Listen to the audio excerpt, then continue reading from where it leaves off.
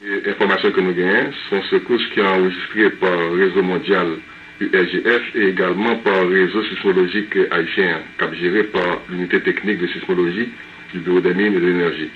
D'après la première information, la magnitude complémentaire là est évaluée à près de 4,6 sur l'échelle de Richter. Et pour nous rapport situé épicentre là, à peu près à une dizaine de kilomètres au nord de la ville de Belance, ce qui mettait épicentre là à peu près à une trentaine de kilomètres au sud-est de Pétionville. Donc, ça qui est important pour le tremblement de terre, c'est que côté de fait là, ce côté où le foyer en profondeur, il est seulement situé à 5 km. Donc, c'est un tremblement de terre qui est très superficiel. Maintenant, le tremblement de terre superficiel, ça, au fait, il est capable de provoquer des dégâts, même si c'est un tremblement de terre qui est modéré, parce que 4,6, c'est pas un très grand tremblement de terre régulier, mais comme le foyer est peu profond, seulement à 5 km de profondeur, si nous situons en zone côté que grand pile caille, il est capable de provoquer des dégâts. Mais heureusement, épicentre là, situé dans une zone qui n'a pas grand pile construction, c'est au nord de Belance. Maintenant, ça c'est le premier rapport que URGF fait, mais peut-être que demain, il est capable de calculer épicentre là avec beaucoup plus de précision, parce que nous avons mesure informer la population que le tremblement de terre à Soya, ce n'est pas une réplique de tremblement de terre de janvier à février. Parce qu'elle n'est pas située dans la zone côté que le tremblement de terre a été fait au 2 janvier, c'est-à-dire entre Léogane et Miragouane. Donc côté situé là, c'est juste à l'est de Port-au-Prince, donc il n'y a aucun rapport avec ce qui s'est passé le 2 janvier. Il n'est pas situé tous sous prolongation faille presque du sud là, parce qu'il est situé jusqu'en bas. Donc ça fait que nous dit que première estimation montre qui côté que l'épicentre est situé, mais il se peut que on calcule beaucoup plus précis de la montrer qui côté que l'épicentre est situé exactement. Donc, on a profité de lancer appel à la population pour dire que ce n'est pas nécessaire pour le paniquer. Tout simplement, zone côté que tout le monde est arrivé à son zone côté que ça a passé quand même. Donc, c'est l'ordre des choses. Nous connaissons que depuis quelques temps, il y a des petites secousses que nous n'avons pas enregistrées, que ce soit du côté de la République dominicaine ou bien du côté haïtien.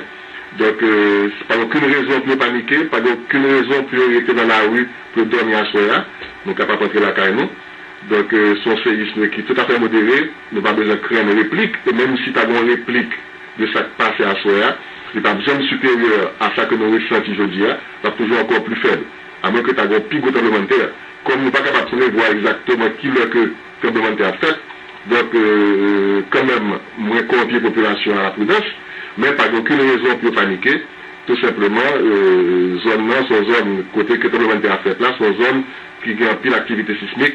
Donc, c'est occasion encore pour nous envoyer conseils à la population pour nous dire attention, que le tremblement de terre n'est pas capable d'empêcher que vous faites.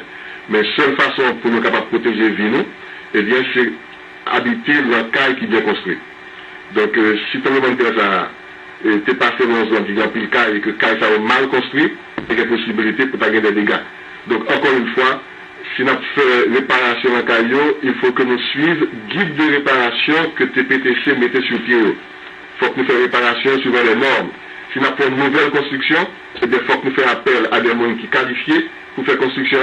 Il faut que nous respections les normes que le ministère TPTC recommande. Il faut que nous respections les consignes que la Direction de Protection Civile bat nous, c'est-à-dire avant, pendant et après le tremblement de terre.